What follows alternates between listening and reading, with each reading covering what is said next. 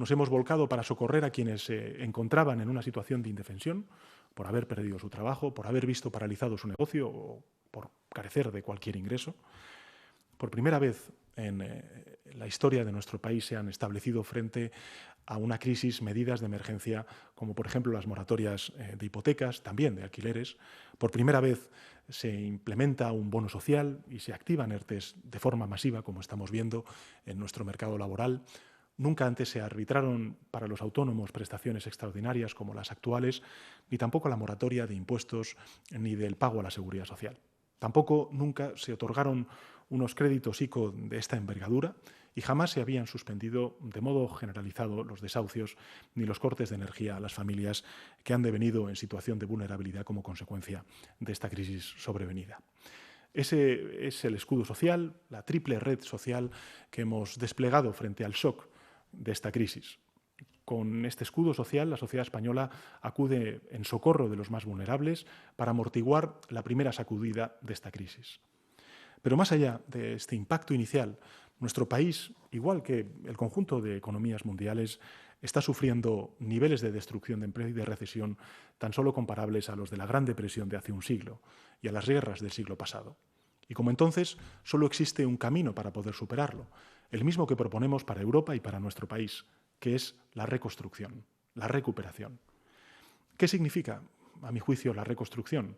Pues significa que debemos abordar las grandes transformaciones que nos permitan retomar el crecimiento económico y la creación de empleo cuanto antes, impulsando la digitalización, la transición ecológica, el fortalecimiento de nuestros sistemas educativos, la ciencia y la investigación que se han vislumbrado como esenciales, como prioritarios para cualquier gobierno, para cualquier nación, el correcto funcionamiento del mercado de trabajo, que adolece todavía de algunas mejoras, y un sistema fiscal que fortalezca nuestro estado del bienestar, en especial nuestro sistema sanitario y los servicios de atención social. ¿Cómo podemos lograr esa reconstrucción, esa recuperación? A juicio del Gobierno, unidos empresarios y trabajadores, unidos distintas administraciones y, sin duda alguna, también unidos el Gobierno y la oposición. La primera expresión de esa unidad han de ser los pactos de reconstrucción social y económica de España, que demanda, a mi juicio, una abrumadora mayoría de nuestra sociedad. Ya hemos dado el primer paso con la puesta en marcha de esa comisión parlamentaria que debe concitar el acuerdo de todas las fuerzas políticas dispuestas a arrimar el hombro en beneficio del conjunto de la ciudadanía española. Y, en paralelo, hay que contar con la aportación crucial de los agentes sociales, es decir, de los sindicatos, de los empresarios, con quienes elaboraremos un acuerdo social para el empleo a la altura de este reto. Ayer mismo volvían a dar un ejemplo extraordinario de diálogo y de unidad con el acuerdo sobre la extensión de los expedientes de regulación temporal de empleo. Ese es el mejor mensaje que podemos enviar a nuestra sociedad y también al conjunto de la Unión Europea y lo que demandan el conjunto de ciudadanos españoles desde el inicio de la pandemia. Que lleguemos a acuerdos y que fomentemos entre todos la estabilidad en nuestro país en este momento inédito y tan crítico de la historia de nuestro país. Esta misma fórmula de pactos de reconstrucción, de diálogo social, deben multiplicarse en todos los rincones de nuestra geografía y en todos los escalones de la Administración, alcanzando acuerdos en todas las comunidades autónomas, cabildos, consells y ayuntamientos, desde el más pequeño al más grande, gobierne quien gobierne. En tercer lugar, la reconstrucción ha de tener una expresión en el ámbito europeo, por la que el Gobierno lleva trabajando desde el inicio de la crisis y en la que nos estamos volcando diariamente. La Unión Europea debe impulsar un plan de choque contundente, solidario. No estamos de paso en Europa, somos Europa con todas las consecuencias. Conocemos ya con bastante aproximación el impacto de la crisis, que va a reducir este año más de un 9% nuestra capacidad productiva y cientos de miles de puestos de trabajo que se van a destruir. Sabemos que tenemos una tarea ardua por delante, tanto en Europa como en España, pero si canalizamos toda nuestra energía colectiva hacia ese objetivo nacional de reconstrucción y recuperación, yo estoy convencido de que saldremos antes y más fortalecidos. Para conseguirlo, es esencial que no desaprovechemos ninguna energía.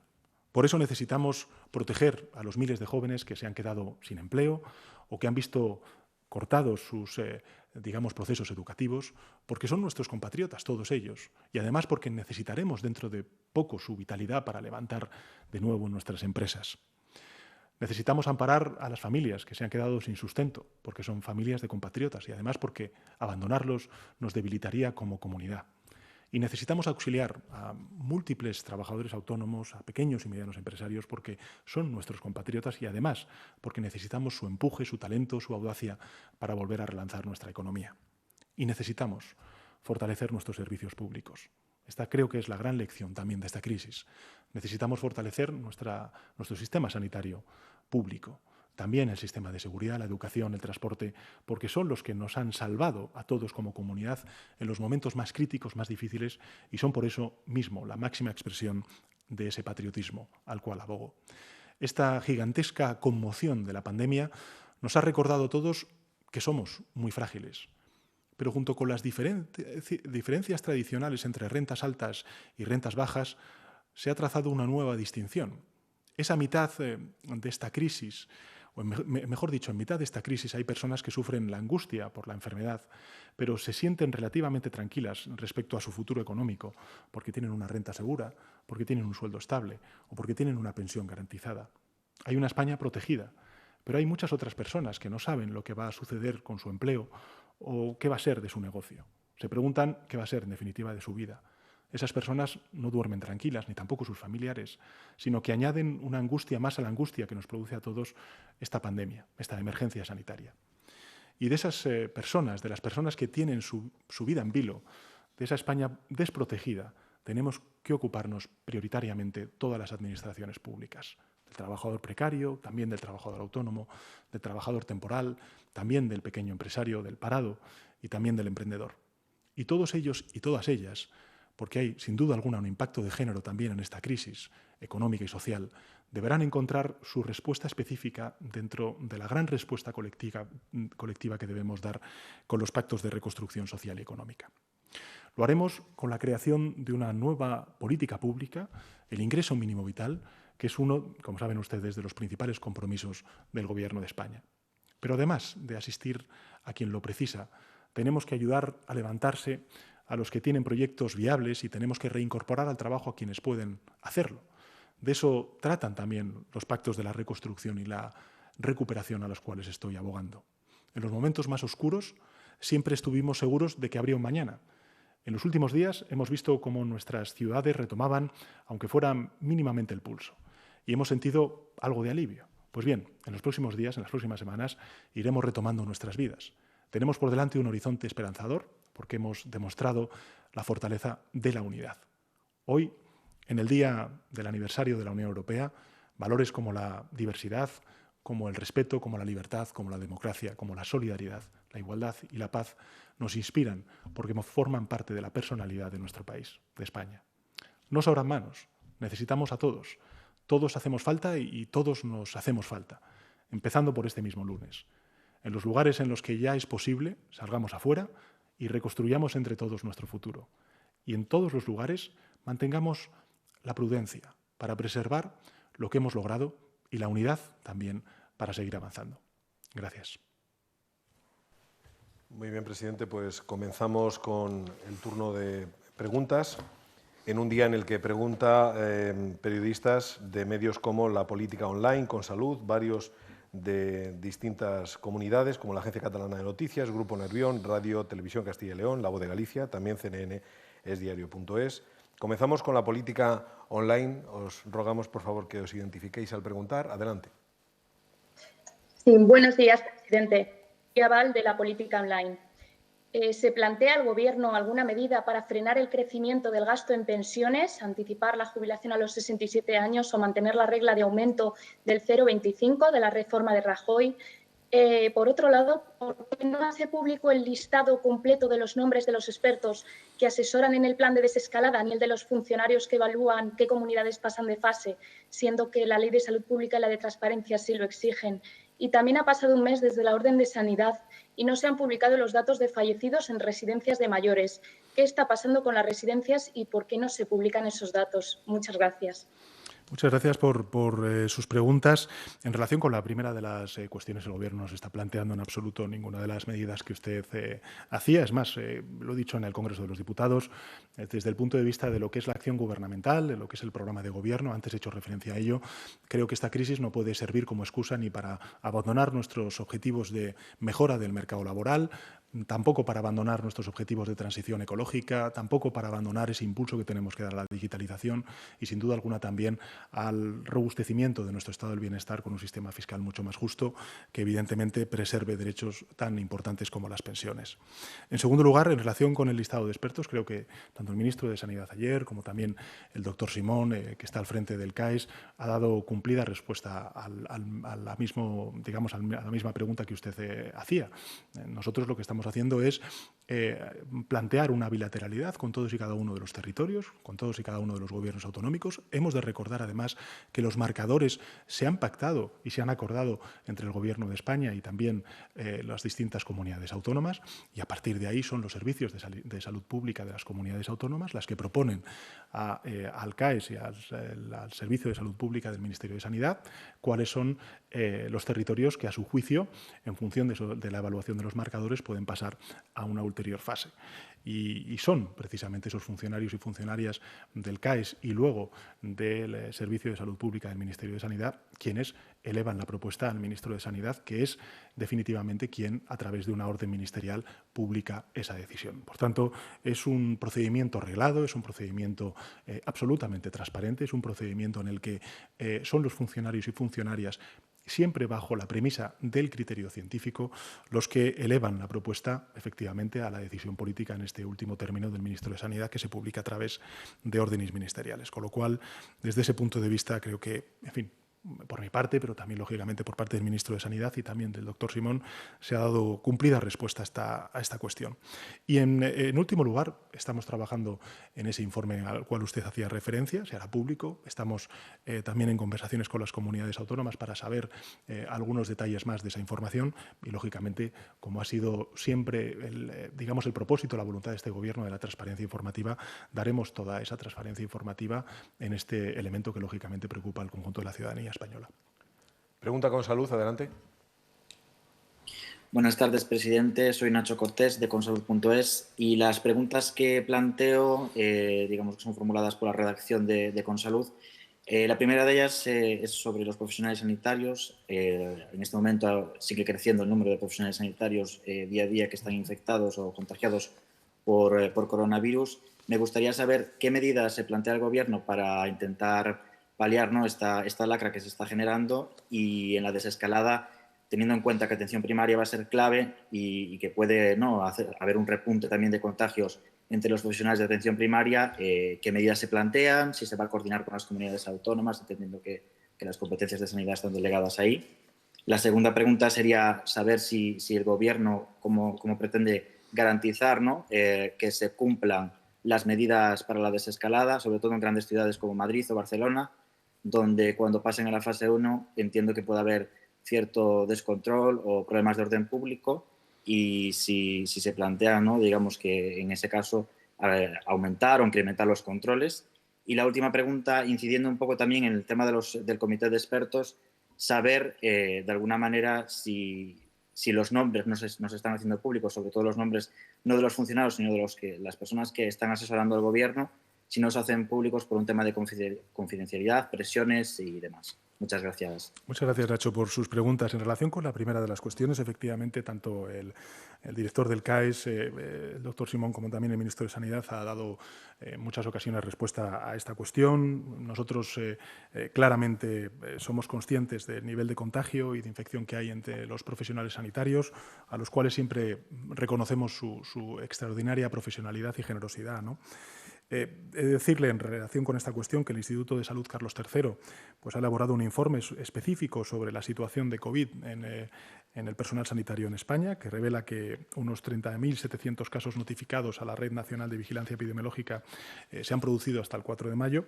Los datos son los notificados diariamente al Ministerio de Sanidad por las distintas comunidades autónomas y asimismo el Ministerio de Sanidad ha desarrollado en sus centros dependientes un ensayo clínico en el que participan 62 hospitales y 4.000 profesionales para evaluar diferentes alternativas farmacológicas preventivas específicamente para el personal sanitario.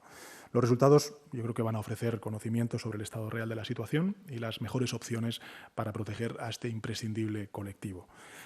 Por tanto, seguimos comprometidos en cuidar a los que nos cuidan, como no puede ser de otra manera. En relación con la atención primaria, pues efectivamente tiene usted toda la razón, lo ha dicho previamente el responsable del CAES. Ahora, en esta fase de desescalada, va a ser fundamental la labor que se haga en la atención primaria y, por tanto, la protección de los mismos es, sin duda alguna, un objetivo. Sobre Madrid y Barcelona, decirles que, en fin, creo que he apelado en mi intervención a la disciplina social. Creo que España durante estas últimas semanas ha dado un ejemplo al mundo de disciplina social, de cumplimiento de las normas de confinamiento que nos hemos autoimpuesto para cortar la propagación del virus y, en consecuencia, no dudo de que en estas grandes urbes esa conciencia, además, hasta incluso será más elevada como consecuencia de que, efectivamente, tanto en Madrid como en Barcelona, la pandemia ha golpeado de manera más contundente, más dura que en otros territorios de nuestro país.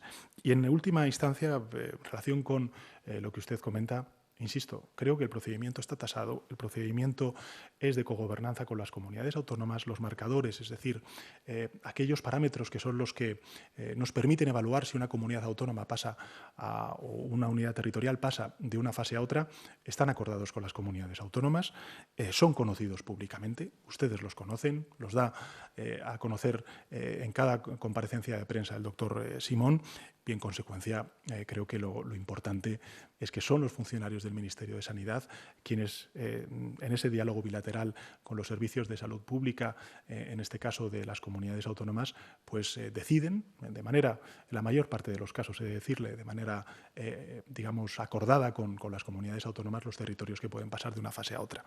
Y eso es lo más importante, ¿no? Creo que estamos ahora mismo siendo asesorados por expertos de una extraordinaria calidad, tanto desde el punto de vista científico como también desde el punto de vista del compromiso del servicio público. Y a mí, como he hecho en algunas otras ocasiones, lo único que puedo hacer es, primero, reivindicar su profesionalidad y, en segundo lugar, reconocer ese compromiso. Profesionalidad, compromiso tanto de los servicios de salud pública de las comunidades autónomas, que somos muy conscientes de que en estas últimas 8 semanas han tenido un trabajo enorme, en algunas ocasiones hasta incluso se han desbordado como consecuencia del golpe de la pandemia, y sin duda alguna también la profesionalidad y el compromiso de los servidores públicos que están en el Ministerio de Sanidad y, lógicamente, también del CAES, que es quien nos asesora y nos guía en esta cuestión tan trascendental. Desde luego, el Gobierno de España siempre ha mantenido 3 criterios. 1, despolitizar la emergencia sanitaria. En segundo lugar, la prudencia, y en tercer lugar, pues lógicamente, el criterio de los expertos. Yo creo que el mejor aplauso que nos podemos dar como sociedad en estas semanas que vienen es el aplauso de la prudencia. Seamos prudentes, seamos precavidos. El virus continúa al acecho y, en consecuencia, tenemos que ir acompasando esa desescalada a la realidad epidemiológica y de capacidades de respuesta que puedan tener cada una de las unidades territoriales que, bueno, pues de manera colegiada hemos decidido tanto el Gobierno de España con las comunidades autónomas. Agradecemos a los periodistas que participan la cortesía unos con otros en la formulación de las preguntas. Quedan 8 turnos de preguntas por delante y ahora quien lo utiliza es la Agencia Catalana de Noticias. Hola, presidente. Buenas tardes. Roger Pi, de la Agencia Catalana de Noticias. Tenía 2 preguntas en clave política. La primera, el miércoles...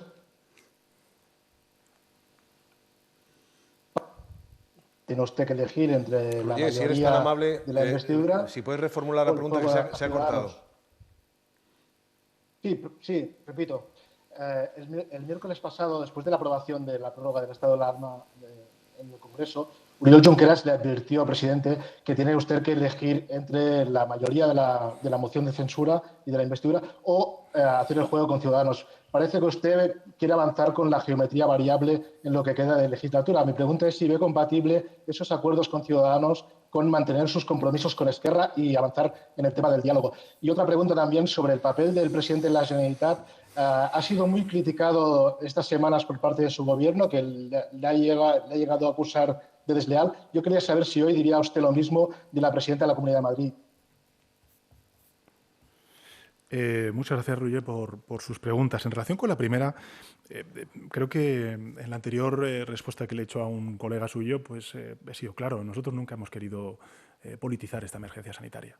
Nunca lo hemos hecho. No hemos entrado en ninguna disquisición, ninguna diatriba con las comunidades autónomas, aunque pudiéramos tener pareceres distintos sobre la manera de hacer una cosa o la otra. Creo que es importante ser conscientes de que tenemos que focalizar todas nuestras energías, nuestro objetivo en frenar al enemigo común que tenemos, con independencia de la ideología que tengamos cada cual, con independencia del proyecto político que tengamos para nuestro país, que es el COVID-19. Y, por tanto, nuestra prioridad, nuestra ideología, como lo he dicho en muchas ocasiones, es salvar vidas y defender la salud pública de los ciudadanos. Por tanto, creo que es importante saber diferenciar una cosa de la otra. Yo os lo he dicho a Esquerra Republicana en el Congreso de los Diputados. Nosotros somos conscientes de que hay elementos que han quedado postergados, lógicamente, por esta emergencia sanitaria, que tienen que ser abordados en favor de la convivencia a través del diálogo. Y eso lo vamos a hacer. De hecho, ese es el compromiso del Gobierno de España. Pero, lógicamente, estamos hablando de una emergencia sanitaria que afecta a todos por igual, a todos los ciudadanos, vivan donde vivan. Y el estado de alarma, precisamente, lo que ha servido es para garantizar esa salud pública y salvar muchas vidas en nuestro país, aunque desgraciadamente hemos perdido la vida de más de 26.000 compatriotas. Y por eso creo que hay que desligar una cosa de la otra. Estamos hablando de un instrumento que es eficaz, del único instrumento que tenemos ahora mismo en el ámbito constitucional para poder restringir la libertad de movimientos, que es un derecho fundamental, y también para poder restringir otro derecho fundamental como es el de la reunión, el de la libertad de reunirse. Antes he comentado que, por ejemplo, aquellos territorios que pasen a fase 1 van a poder reunirse en una cantidad no superior a 10 y con una serie de normas de distanciamiento social.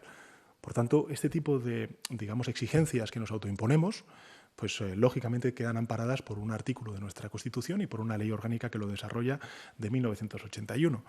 Y solamente el estado de alarma garantiza el que podamos restringir esos dos derechos fundamentales para salvaguardar otros dos derechos fundamentales que son prioritarios en esta emergencia, como es el de la salud pública y el de salvar vidas.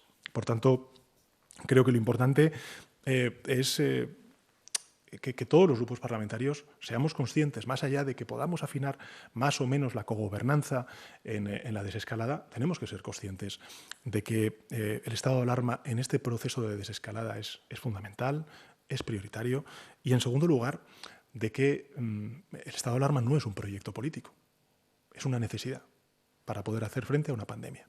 Y que además es un instrumento jurídico que se está utilizando por parte de otros muchos gobiernos en nuestro entorno más inmediato, que es el europeo.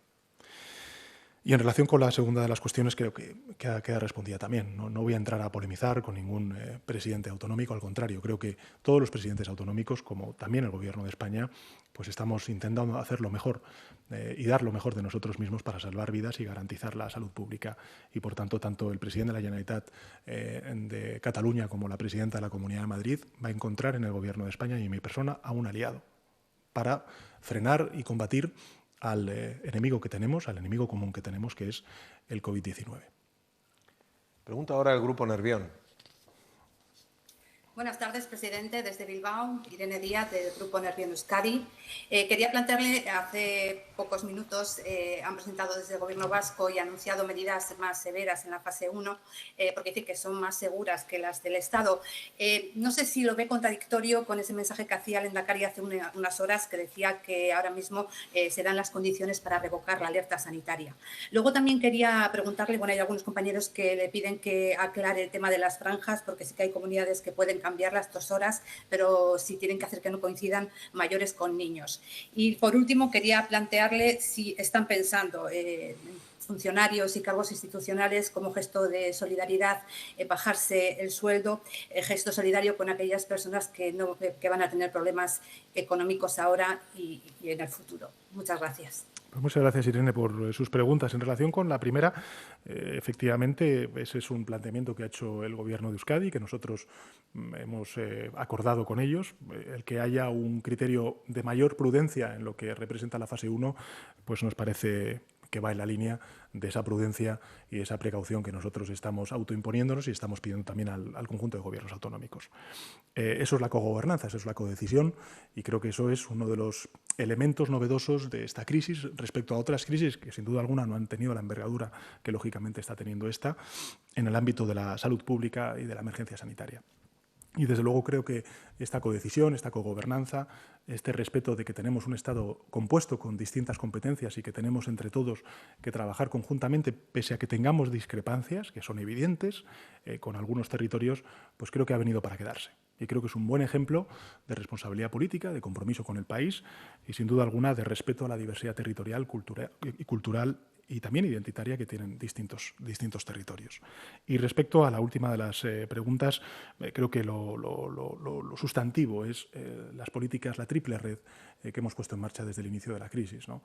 Realmente lo que afecta a los ciudadanos es que un gobierno como el actual pues haya puesto en marcha esa triple red, primero para las familias, los trabajadores en segundo lugar y también para las empresas.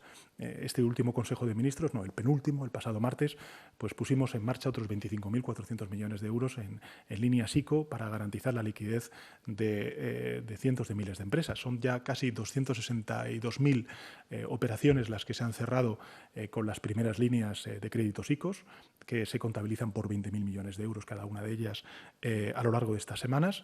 Hemos puesto en marcha otras 25.000, me parece que son 25.400 millones de euros.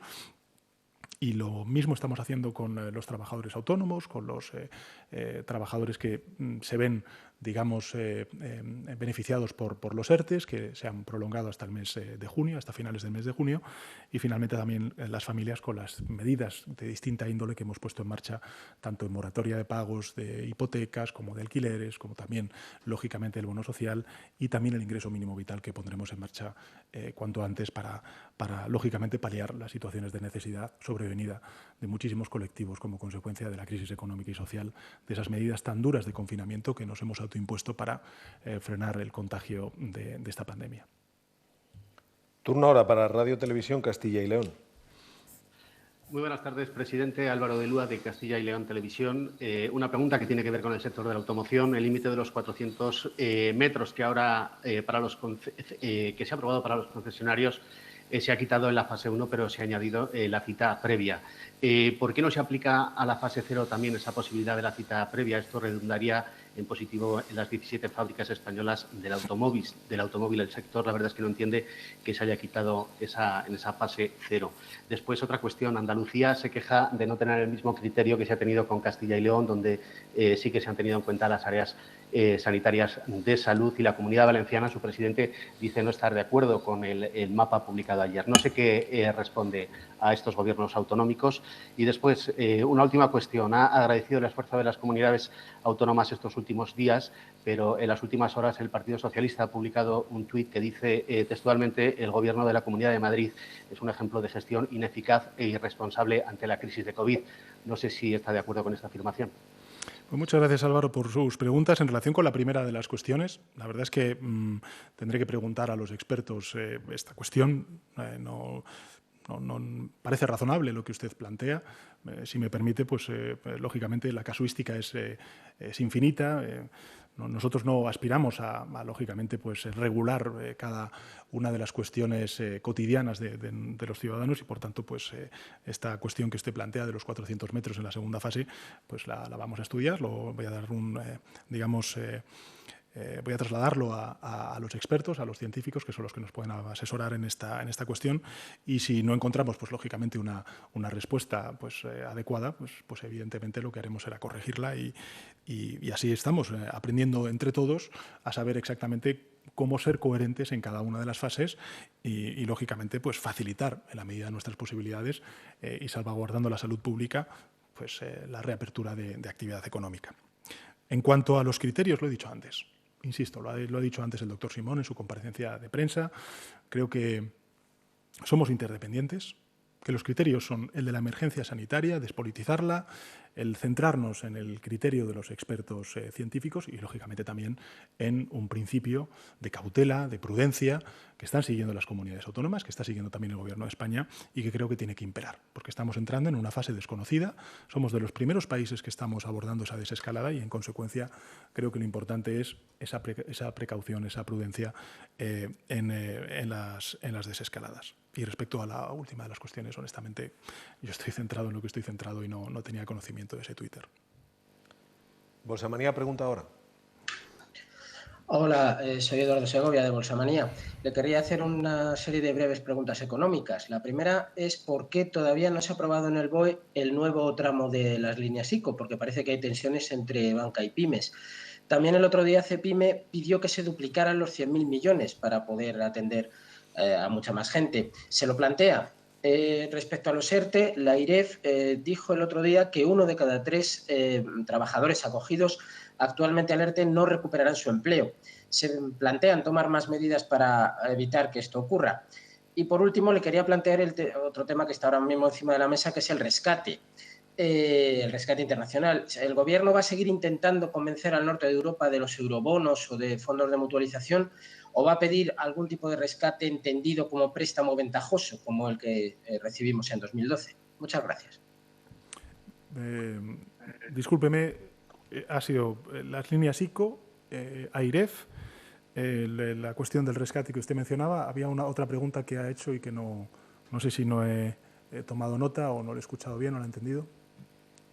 No, le preguntaba que por qué no se han aprobado todavía el último tramo en el BOE y si se plantea que dupliquen los 100.000 millones, como pidió Cepyme, y lo de los ERTES y vale, lo que dijo la AIREF, de que 1 de cada 3 no van a recuperar su empleo. Bien, vamos a ver. Respecto a las líneas ICO, tengo que decirle que todavía estamos ejecutando la segunda de las líneas. Por tanto, en fin, yo creo que vamos yendo conforme a las exigencias del mercado.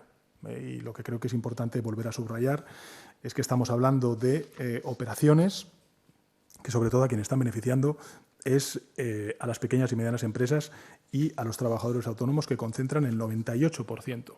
El 98% del conjunto de operaciones. Respecto a... está aquí teniendo, para que tenga usted la cifra exacta, hemos aprobado la tercera línea de 24.500 millones de euros, no 25.400 millones de euros, me saltaba el número. Y las operaciones están efectivamente en 262.000 operaciones las que hemos ejecutado ya a lo largo de estas semanas. Por tanto, lo que le quiero decir con esto es que, en fin, que estamos haciendo un esfuerzo extraordinario, que lo vamos a seguir haciendo y que en principio el planteamiento que teníamos es el de pues llegar a ese tope de 100.000 millones de euros, que creo que es un esfuerzo extraordinario, sin precedentes, el que está ejecutando el conjunto de la sociedad a través, en este caso, de estas líneas de garantía de liquidez para mantener a nuestro tejido productivo. Respecto a la segunda de las cuestiones, creo que es muy importante el acuerdo alcanzado ayer de prórroga de los expedientes de regulación temporal de empleo hasta el 30 de junio y efectivamente luego también la constitución de esa comisión tripartita, en donde va a estar tanto los agentes sociales como el Gobierno de España, para saber exactamente cuáles son los sectores más afectados como consecuencia de la crisis y ver si podemos extender o prolongar esos ERTES en el tiempo. Pero creo que es importante también trasladar que en esta fase de desescalada, en la que ya estamos permitiendo la reapertura y la reactivación económica, lo que es sin duda importante es que empecemos también a ver cómo se reincorporan trabajadores y trabajadoras a esa actividad económica conforme a la gradualidad que hemos marcado en la desescalada. Y finalmente, respecto a la última de las cuestiones, en fin, yo creo que el Gobierno de España ha defendido en Europa una respuesta comunitaria. Y habíamos dicho que había dos fases, una de muy corto plazo y una de corto plazo, medio plazo. La de muy corto plazo son esos 540.000 millones de euros en esos tres instrumentos que se están negociando ahora mismo en el Eurogrupo. Una línea de crédito precautoria, sin ninguna otra condicionalidad que sea precisamente la del gasto sanitario y otros gastos vinculados con la crisis sanitaria del COVID-19. Esa es la línea MEDE. En segundo lugar, el fondo de reaseguro por desempleo para poder financiar, por ejemplo, ERTES, como necesitamos nosotros en nuestro país. Y, en tercer lugar, esa línea de garantía de liquidez del Banco Europeo de Inversiones que sea complementaria, que genere sinergias a esas líneas ICO a las cuales usted ha hecho antes referencia. Esto no es ningún rescate. Estos son líneas que se ponen en marcha porque queremos dar una respuesta común, comunitaria, del conjunto de la Unión Europea a una crisis que nos afecta al conjunto de la Unión Europea. De una u otra manera, con más o menos incidencia, pero que está afectando al conjunto de la Unión Europea como está afectando al conjunto del planeta. Toma la palabra La Voz de Galicia. Hola, buenas tardes, presidente. Soy Fran Balado, de La Voz de Galicia. En primer lugar, quería preguntarle por los motivos por los que no se atendió a la petición de la Xunta de Galicia para que se permitiera la movilidad interprovincial, especialmente cuando las 4 provincias gallegas han avanzado en la desescalada.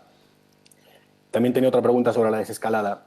Acaba de referirse en su discurso que va a haber distintos estados de alarma.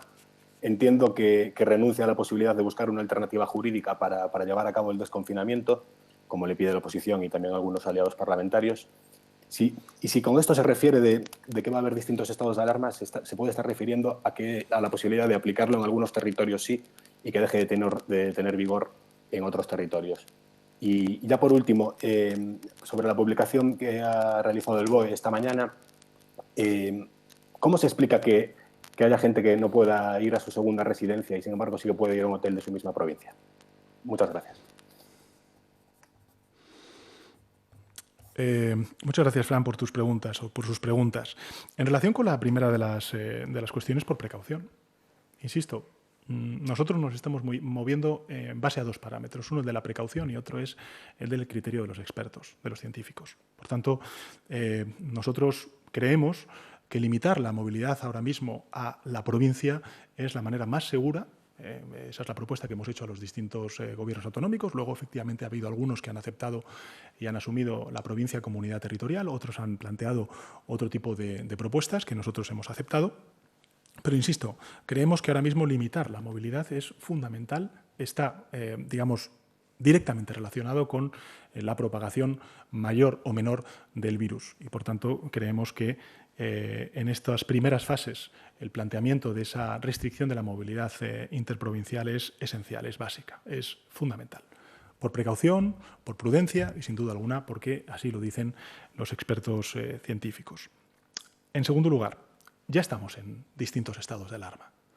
Hemos empezado con un estado de alarma, pues, con un confinamiento el más estricto o de los más estrictos del planeta, como consecuencia del embate que teníamos de la ola del COVID-19, y ahora estamos ya planteando un estado de alarma distinto en el que, bueno, pues en esa cogobernanza, en esa codecisión con las comunidades autónomas, vamos a abordar la transición hacia esa nueva normalidad, lo que denominan los técnicos la desescalada. Y, por tanto, esta es la cuestión. No, al contrario, nosotros lo que queremos es, cuando sea posible, pues levantar ese estado de alarma, porque eso significará que desde el punto de vista epidemiológico el país está ya en una misma situación, está en la nueva normalidad y, en consecuencia, esa limitación del derecho, de un derecho fundamental como ese de la libertad de movimiento o también la libre reunión, la libertad de reunión, pues lógicamente pues no tendrán que verse limitados porque ya estaremos en una situación completamente distinta. Y entonces, pues efectivamente tendremos que buscar algunos mecanismos de gobernanza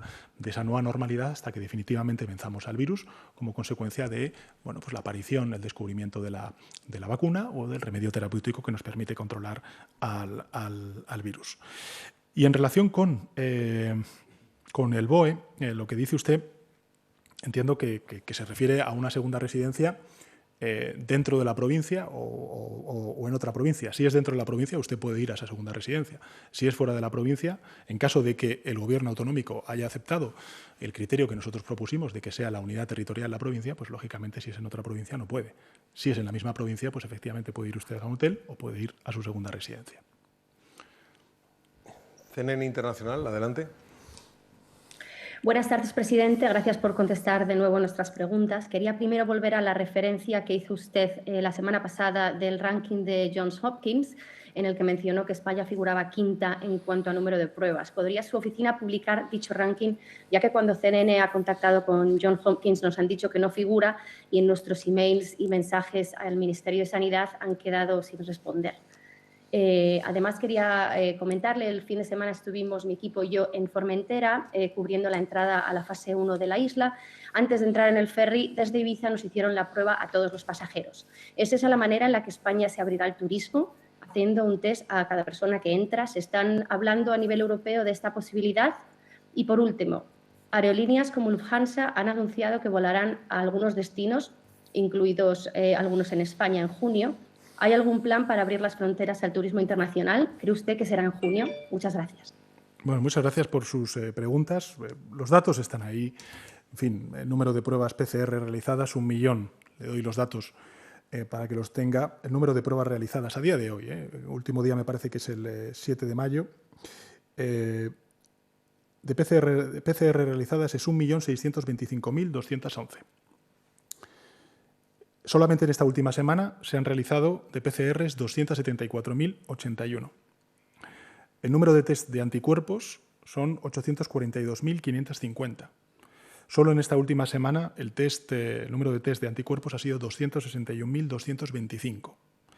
El total de test PCR y anticuerpos realizado es de 2.467.761. Se lo repito, 2.467.761. Somos de los países que más test estamos realizando. Respecto a la segunda de las cuestiones sobre el turismo, efectivamente tendremos que dar una respuesta europea a esta cuestión. Y sobre las aerolíneas, igual. Estamos trabajando a nivel europeo para ver de qué manera podemos, siempre salvaguardando la salud pública y el salvar vidas, que es nuestro principal propósito, pues lógicamente empezar a reabrir en la medida de nuestras posibilidades esas rutas, pero con muchísima precaución, con muchísima prudencia y, lógicamente, al amparo de una respuesta europea. Esdiario.es, pregunta ahora. Buenas tardes, presidente. Fernando Escudero para Esdiario. Gracias por atender nuestras preguntas. Ha hecho usted hincapié en la necesidad de atender a las recomendaciones de la Organización Mundial de la Salud sobre la desescalada, para que no haya que dar pasos atrás, ¿no? en las medidas de desconfinamiento. Yo quería preguntar que por la evolución de la pandemia, parece bastante claro que el gran contagio en España ocurrió entre finales de febrero y principios de marzo. Yo no sé si usted pues se arrepiente de haber permitido vuelos hasta Italia hasta el 10 de marzo, eventos masivos en torno a esas fechas, pese a que el Gobierno ya había recibido advertencias en enero por parte de la propia OMS, también autoridades europeas.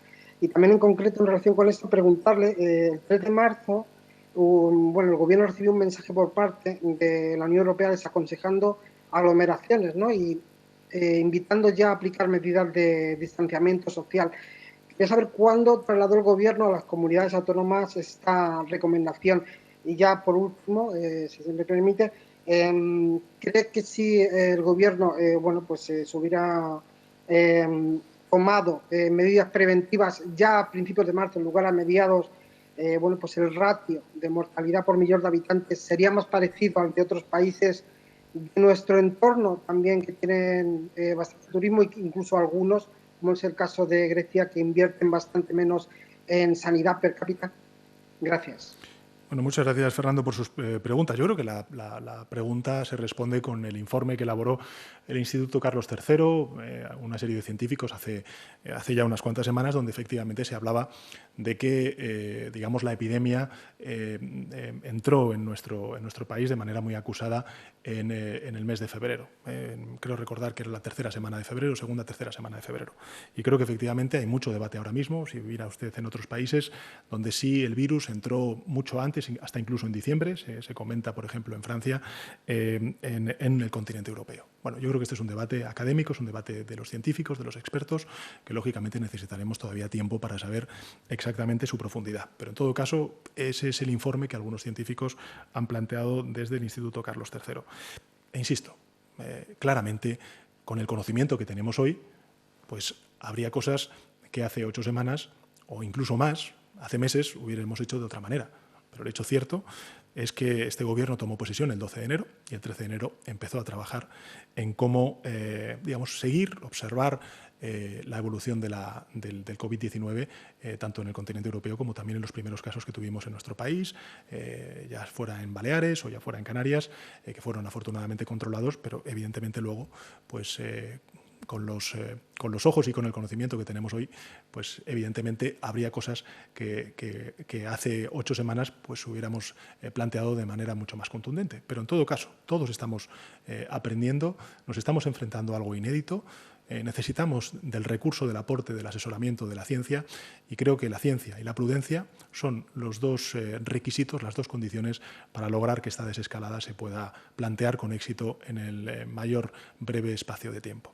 Y por tanto, creo que ese aplauso, el mejor aplauso que podemos dar hoy y a partir de hoy es al de la precaución, al de la prudencia y efectivamente a la de la esperanza de que dentro de muy poco, podamos recuperar todo el conjunto de la ciudadanía española esa nueva normalidad en un escenario en el que efectivamente hasta que no tengamos ese remedio científico contra el virus, pues vamos a tener que aprender a convivir con él de manera controlada y que no se nos desboque como ha ocurrido desgraciadamente en nuestro país y en el conjunto del continente europeo y en el planeta durante estas últimas semanas.